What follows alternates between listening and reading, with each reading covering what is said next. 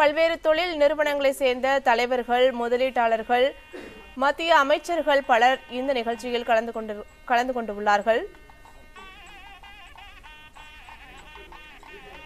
மாநாட்டினை வெற்றிகரமாக நடத்தி முடிப்பதற்காக கடந்த ஓராண்டு காலமாகவே இந்த ஏற்பாடுகளானது நடைபெற்று வந்த நிலையில் தற்பொழுது இன்று உலக முதலீட்டாளர்கள் மாநாடு எடப்பாடி பழனிசாமி தலைமையில் தற்பொழுது நடைபெற்று வருகிறது. துணை முதலமைச்சர் ஓ பன்னீர்செல்வம் முன்னிலையில் தற்பொழுது உலக முதலீட்டாளர்கள் மாநாடு நடைபெற்றுக் கொண்டிருக்கிறது. We request Honorable Minister of Defence, Government of India, Srimati Nirmala Sitharaman to deliver the keynote address.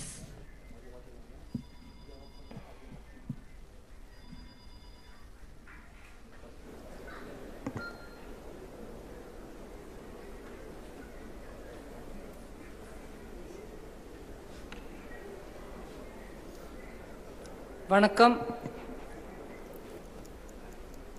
Good morning to everyone. Honorable Chief Minister Tamil Nadu, Shri Palaniswami, Honorable Deputy Chief Minister Tamil Nadu, Shri Pannirselvam, Honorable Minister for Industry, Shri Sampath, all excellencies, ambassadors, high commissioners from different countries, captains of industry from Tamil Nadu, from all over. I understand there are more than 6 countries who are partnering in this, so partner countries and their representatives, industry leaders, businessmen, and also the media who have come here today to cover the second edition of Global Investors Meet. Welcome, I'm glad to be here, and good wishes. We've had a few leaders of industry talk to us about why it is important to talk about industry and why they chose Tamil Nadu, in what special circumstances Tamil Nadu has provided them the right base to come and establish their industries here. I would like to expand on that a bit more. A passing reference was made by one of the speakers. Tamil Nadu has not been inclined towards industry and towards trading just in the last few years, not even in just in the last decades. Centuries have passed where Tamil Nadu has shown excessive interest, and rightly at that, good interest, in being a lot more dynamic, a lot more entrepreneurial, and also taking their skills not just across the land, but also overseas.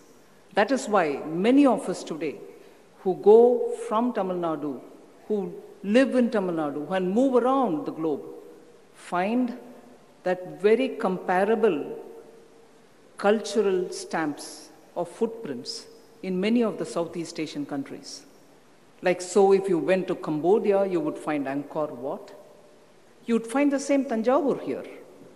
Gangaikonda Cholapuram here.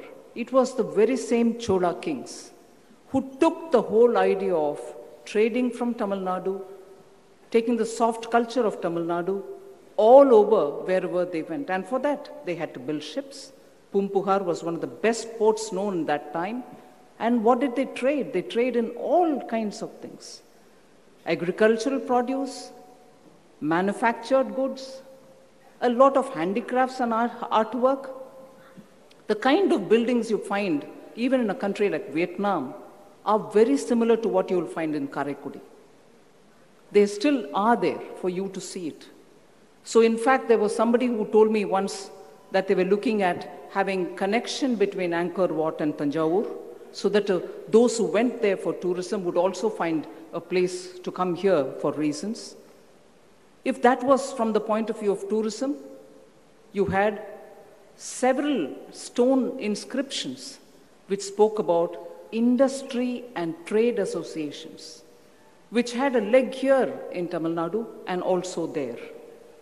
They were having industry associations. Today we have CII, FICCI, you have ASSOCHAM. Tamil Nadu was known for having trade associations and trade bodies even during the Chola period. And it is not just a figment of somebody's imagination. These associations have stone inscriptions found in Laos, in Cambodia, in parts of Thailand. And about that, a lot of things have been written in many books on recent history.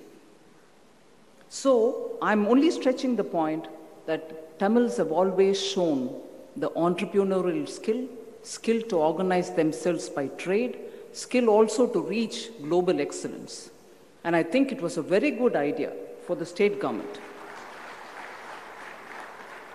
It was a very good idea for the state government to have invoked Subramanya Bharati's song, which actually went into the depths of what I'm trying to narrate here. We could compete globally, is what he invokes. We could produce those fancy needles, is what he said. He itemizes the things, and this is about 100 years ago, more from the point of view of what the state is capable of producing.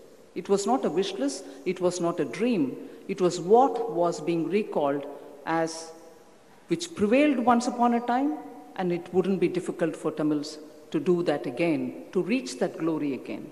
So I think to reach that glory again is what was implicitly the message of Global Investors Meet, the first of which was held in 2015 under the Chief Ministership of Madam Jayalalitha, and I had the good fortune of coming even then. So that vision to get those wonderful, glorious days of Tamil Nadu where you captured in a very constructive, not destructive way, very captured so many economies, South Philippines, Cambodia, Thailand, Laos, Vietnam, you can find those food stamps everywhere. But the most important thing for today is India is seen as the brightest spark and the shining spot globally. Only 2 days ago, I'm sure all of you have observed it, the IMF came up with the forecast that India's growth will be the highest globally, being sustained for the last 5 years in that fashion. And this, along with fiscal prudence, this along with the way in which the economy is being managed, most importantly, whether it is your food inflation or overall inflation, they have been kept well under control. So for somebody who wants to set up an industry or somebody who wants to do business, what more ideal situation can you have? All over the country, Prime Minister Modi has made it a point to make sure systemic reforms are done in such a way that this growth potential of India is realized fully. We maintained the growth well above 6.5, sometimes touching 7, and IMF's prediction is that we are likely to be over 7% in the coming years too. And that's possible because we've also made sure the systemic reforms are taken up with courage, GST being the biggest of them. Biggest reform in the last 60 years has to make India has one market, and that was achieved under the leadership of Prime Minister Modi. So if GST could come as a biggest reform during this period of 5 years, together with very many steps that have been taken, it's for those reasons that we have improved by about 63 ranks in the ease of doing business index. Where were we in 2014? Somewhere in 142nd rank. And we've come to the position of 77, all within a matter of 3 to 4 years. Not just ease of doing business, we are ranked better in intellectual property, and not by anybody else, but the World Intellectual Property Organization, WIPO, has given us a better ranking in intellectual property. We are also better ranked in e-governance by UN bodies, not anybody else. We are also better perceived in terms of handling climate change related matters. And there, Tamil Nadu's contribution is something which we just heard the State Industries Minister talk about it, that we are the biggest producer today of both wind and solar energy. And therefore, Tamil Nadu's contribution towards bringing better perception about how India is managing its climate-related commitments is very well proven and established. And that's one of the reasons I think Tamil Nadu is today a power surplus state. Well above the demand is what you produce. All this has been enabled by the center coming up with very good sustainable policies, establishing high benchmark on environment concerns, establishing high benchmark in terms of reaching out to every household, reaching out to every unit which wants to do something towards production. And therefore, in every sector, agriculture, industry, or even the tertiary sectors, the steps taken by the central government is seen as being a facilitator. The presentation very clearly showed about industry and the various progressive steps which are being taken up by the state.